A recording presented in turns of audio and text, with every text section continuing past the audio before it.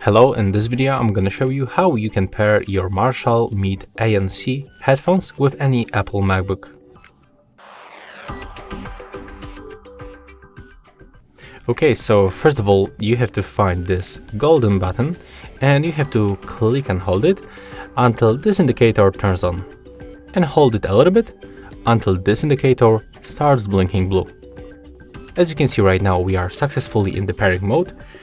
So we have to go to the settings on our MacBook. Go for the left side for the Bluetooth settings. Then simply turn it on by tapping on the switcher. And now select your Marshall headphones from the nearby devices. So we have to click on this connect button.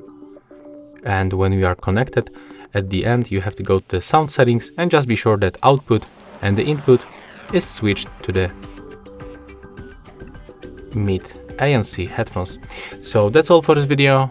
Hope you like it.